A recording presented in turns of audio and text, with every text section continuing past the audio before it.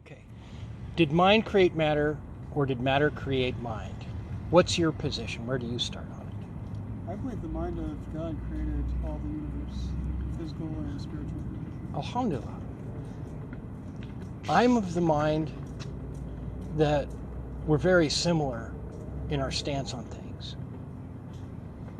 I think that the Big Bang is a nearsighted but apparently correct version of the universe that we may refine as we go along. I think if you're looking for a naturalistic explanation, maybe that's about as good as you can get as the Big Bang. I think that God and nature are not indivisible. They're not divisible. I think that, and if you look at the Arabic term for truth in relation to the name of God, al-Haq, the truth, being defined as an absolute truth. If we mere humans seek the truth and we find something to the best of our knowledge seems to be true and is very repeatable, we see lots of verification of it, whether we like it or not, for the sake of God, we should take that as some assurance that maybe we're on the right track. Where do you think humans came from? I believe that it is not outside of God's powers to intend some level of evolution. I think that's where we get the debate wrong. So man is part of nature. Because of God's will. So you would say man is part of nature? Sure. Okay. Absolutely. And nature and God are not indivisible. Yeah. So we're not... And so you would...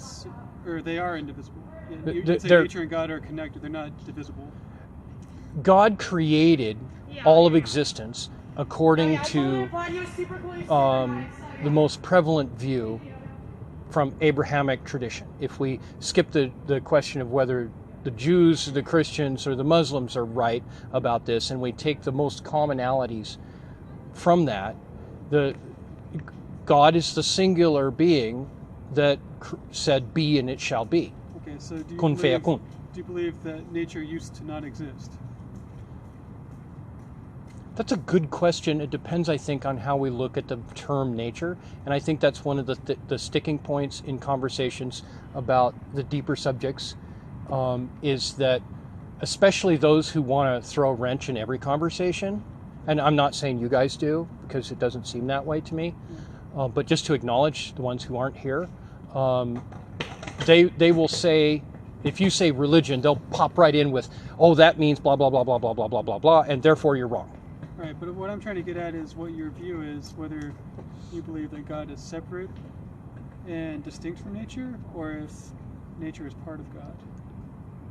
In that God does not need nature, but created it, is, I think, perhaps, and I could be wrong, one way to begin to look at the question of what is the relationship with our experience, the physicality of our existence, that part which we can see, taste, touch, and smell.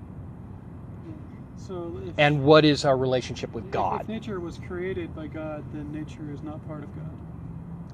That's true. So nature used to not exist. That's a good question. Well, but I'm personally am not prepared to get into that. Nature has always existed, then it wasn't created. And I understand that point of view to a limited extent, but I personally don't feel confident in making that distinction. Well, it's an either-or proposition.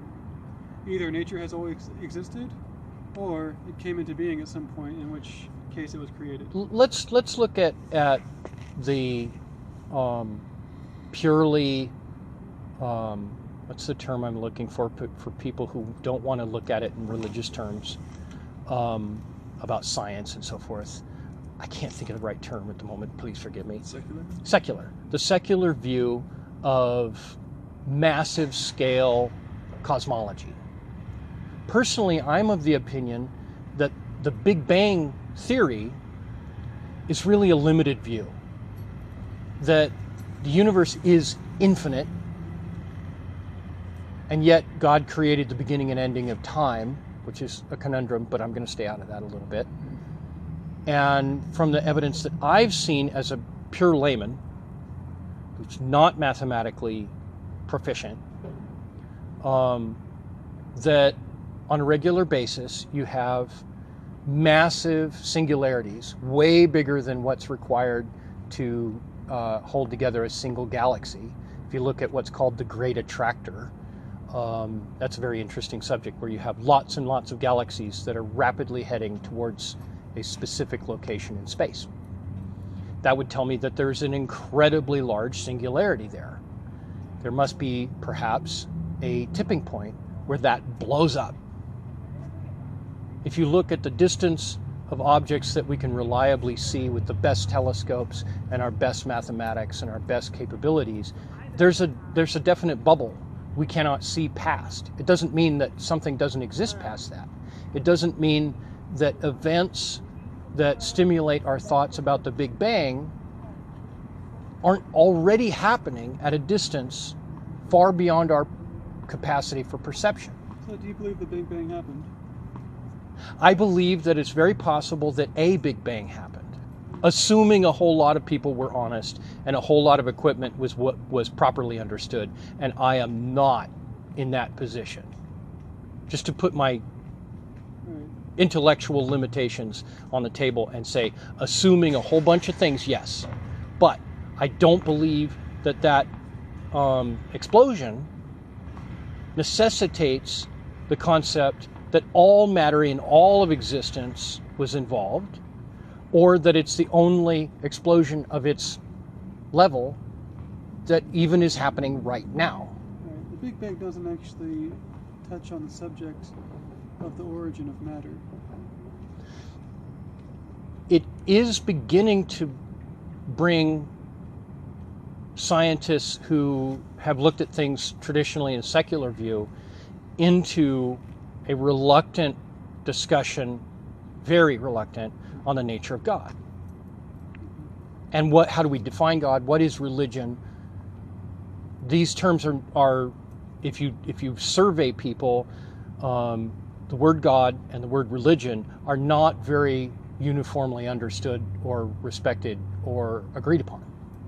And I think that's a big part of what makes it difficult to have these kinds of discussions. Part of the reason why I have such a hard time accepting the fact that the Big Bang was the way that God created the universe is because the textbooks that we're taught in school from say that nothing existed and then something happened and then it exploded.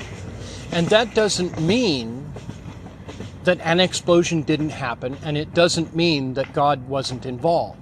Those are some kind of high-level logical fallacies. Just because the guys who promote the concept of the Big Bang may be onto something in some aspects of it doesn't mean they don't get things wrong.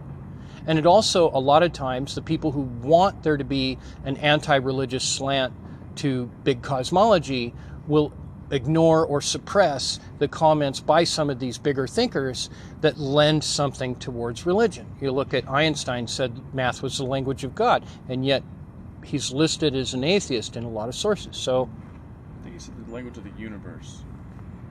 He said the language of God, actually. That's the quote. Okay. And from what I understand, it was language of the universe, but neither here nor there. So. And also people who say that they're atheists will often say things in religious terms because that's the vernacular of the day, so it confuses the issue, which is fair. Well, my starting position with that topic would be that, you know, if I'm going to come at it from what you call a secular viewpoint, maybe I would call it philosophical, then I would say that if anything exists right now, something has to be eternal. I'm all about the idea that humans have a hard time with infinity, and that doesn't mean that things aren't infinite, or that functions perhaps only slightly within our capacity to understand. That doesn't negate infinity just because we don't understand it. So then the next question is whether the universe itself is eternal, has always existed, or something prior to that is eternal caused the universe to come into being.